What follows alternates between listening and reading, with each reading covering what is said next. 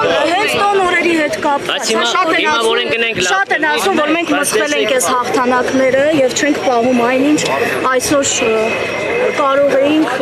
կարող էինք այսօր հպարտանալ։ Կարծում եմ դուք էլ գիտեք, որ դա այդպես չէ։ Հիմա ինչ անենք, որ այն մարտական ոգին, որ միշտ եղել է, վերականգնենք։ Ամբողջ հայ ժողովրդի մոտ Պետք է շատ աշխատենք, շատ ջանք գործադրենք։ Հանուն անկախության, հանուն երկրի ինքնիշխանության։ Ստացվում է այնպես, պարոն Գրիգորյան, որ նույն այդ սահմանազատման փողի ներքո մենք մեր սուվերեն տարածքներից մազմաց զիջում ենք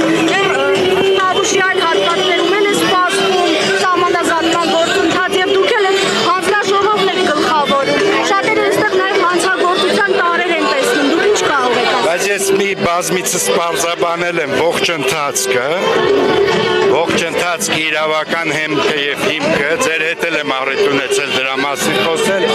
եւ կարծում եմ բոլոր հարցերի պատասխանները տրված է եւ ձեր գնահատականները հարցի մեջ չեն համապատասխանում իրական։ Ճիշտ հակառակը, ես կարծում եմ սահմանազատմամբ մենք նույնպես ամրապնդում ենք մեր ինքնիշխանությունը եւ նվազեցնում չեզոքացնում ենք խոցելիությունը այդ։ Նաև այստեղ հավաքվել են Արցախի սահմանին է լինելու, ինչ վտանգներ է պարունակում։ Չլսեցիք կներեք։ Վրաստանի հետ սահմանային հատվածում էլ է, չէ՞, սահմանային կետում էլ է լինելու։ Սահմանազատման գործընթացը շարունակվելու է Վրաստանի սահմանի անկյունից մինչև Իրանի սահմանի անկյուն։ Այո, ինչ վտանգներ է պարունակում,